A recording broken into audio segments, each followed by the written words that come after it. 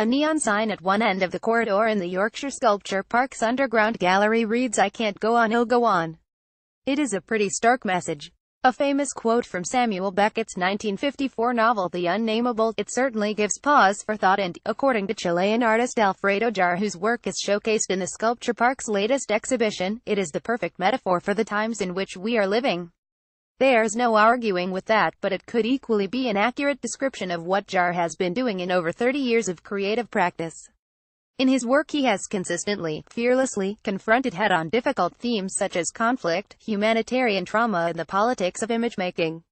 Alfredo is an artist whose work I have been looking at for over 15 years, says Claire Lilly, director of program at YSP.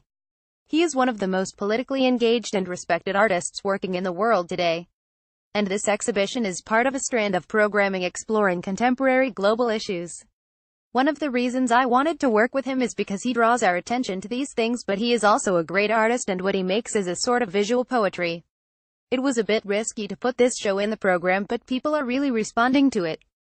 The show, which runs until April next year, includes a specially made new piece, The Garden of Good and Evil, presented in the open air and visible through the windows of the gallery. Among a beautiful grove of trees are concealed elegantly fabricated steel cells, which reference the black sites or secret detention facilities operated by the United States Central Intelligence Agency CIA in various locations around the world. The work has a fairy tale quality about it in that although it is enchanting, it contains a darkness within.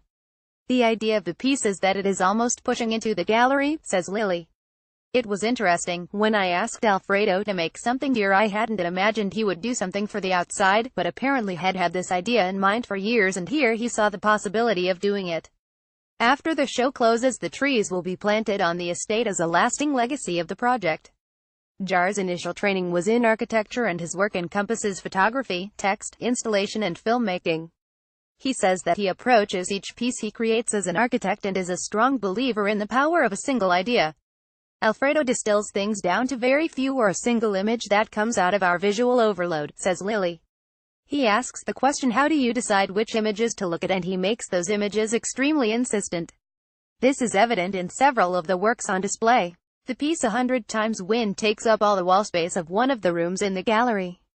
It is a series of 4 photographs, in different permutations, of a young girl who Jar met in 1991 when he visited a camp in Hong Kong where Vietnamese refugees were being held.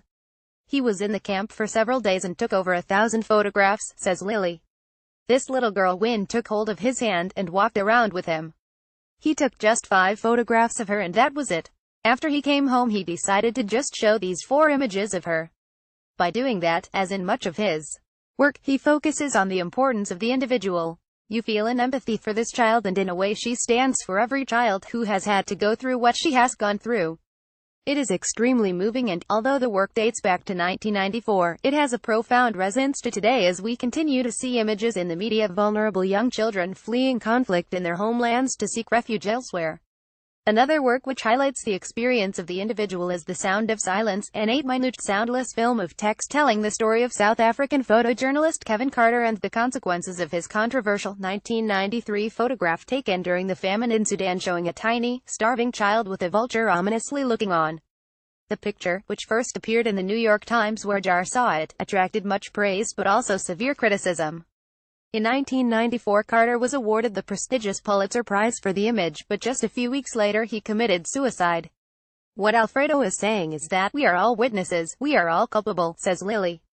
For many decades the West had watched famine happening and did nothing. Shadows explores the violence of the last days of the Somoza military dictatorship in Nicaragua in 1978 through the pain of 2 young women who witnessed their father being shot dead on the street.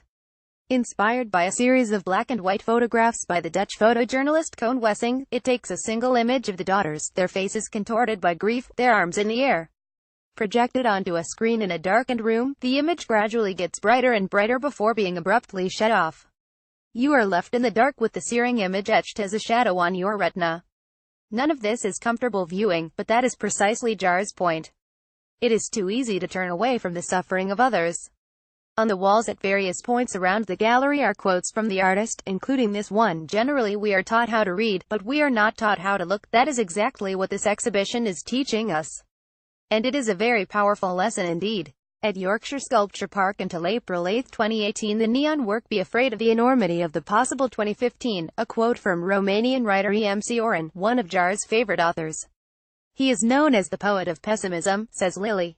Alfredo says that the great thing about Sioran is that when he reads his work he feels optimistic. In comparison, the poster work "You do not take the photograph, you make it." 2013 appropriates a quote that has been attributed to the great American photographer Ansel Adams.